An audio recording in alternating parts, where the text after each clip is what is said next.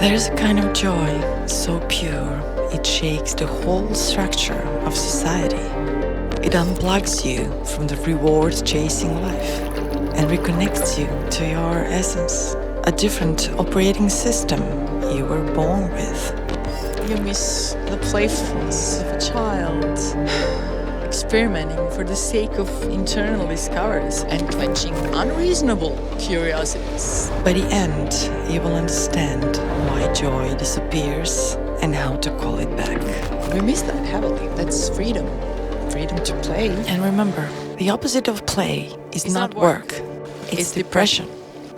Depression is a suppression of the expression of our inner being.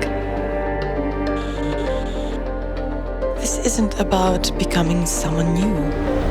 It's about returning to who you were before the world handed you a script on who you should be. Let's explain the weight of the world. No one is sheltered from the seriousness and the weight of this world. And if you have taken your work, life ideas, or even your dreams too seriously, you might have been disconnected from the most precious stream of joy. Basically, whenever we shift from our previously internal motivations into external ones, we forget the source from which it all came. Think about this simple loop, the overjustification effect. First, your essence sparks motivation to do activity which brings joy. At first, your brain releases dopamine just by doing what you enjoy. But soon, the world adds rewards, and suddenly, those become the motivation. The loop shifts. We become like well-trained dogs, believing that it is what we want. Because our ego, a puppet of the script, pulls the strings internally. That's when the magic is gone. All the beautiful ideas, inspiration, willingness, or simply feeling good. It just disappears. And we connect to the collective stream of thinking and feeling. We then experience the burden of a psychological sense of time, and life feels like an endless performance. We are absorbing negativity from the collective pain body. We try to feed the illusion of control. The invisible chains of society are screaming at us to do, be, and achieve more. Endless cycle of striving and self-judgment. When you feel free internally, because that's where freedom resides, even if you're externally in prison, when you feel free internally, you have reconnected to your essence. To a different operating system. And life feels like a gift in the exact same circumstances you suffered about yesterday in a different operating system. Because now, in your head, there are no wars. It's a friendly place, even when the world isn't. Behind the obvious is an awareness of two different operating systems humans can live on. One comes from your essence, inner being. It lives in reality in the present moment. It is alive, real, direct, connected, peaceful, and reasonable. The other comes from the script of society, which avoids the present moment and lives in a mind movie of the past or the future. To live from the script is to narrate reality instead of experiencing it. It is why we don't feel alive, despite being alive. You might notice you don't allow yourself joy even when nothing is stopping you other than what you believe or think.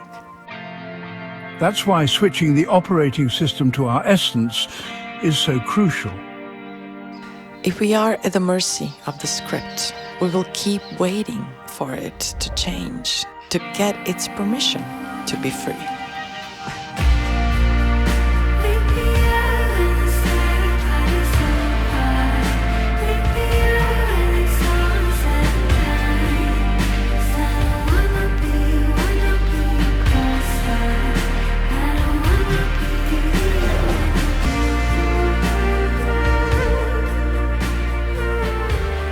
Because our prison mode is now primarily internal.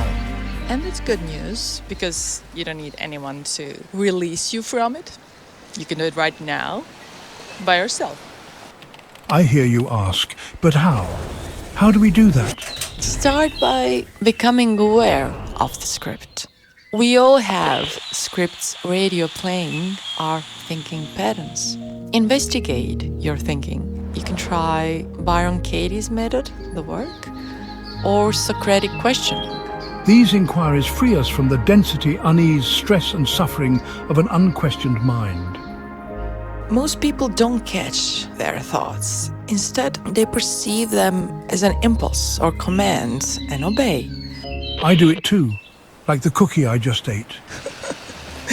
Look, it's not the point of life to guard every thought, only the ones that hurt you, limit you, ruin your relationships. Or make you act against your freedom. Look, you have done enough. You have suffered enough. You have paid your dues for existing. Now, And now, you may do whatever you wish. every day. Every day. Whatever you wish. As Nietzsche said, in every real man, a child is hidden that wants to play. Feed your playful side. Give it some love and attention, some time. Feed it, it's starving. Because remember, the opposite of play It's not work. It's depression.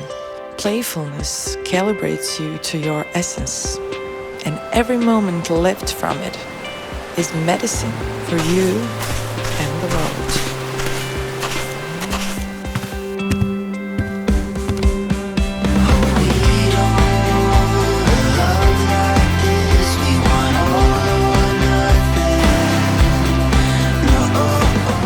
A life without play is a life without philosophy, for both seek to uncover what is hidden behind the obvious.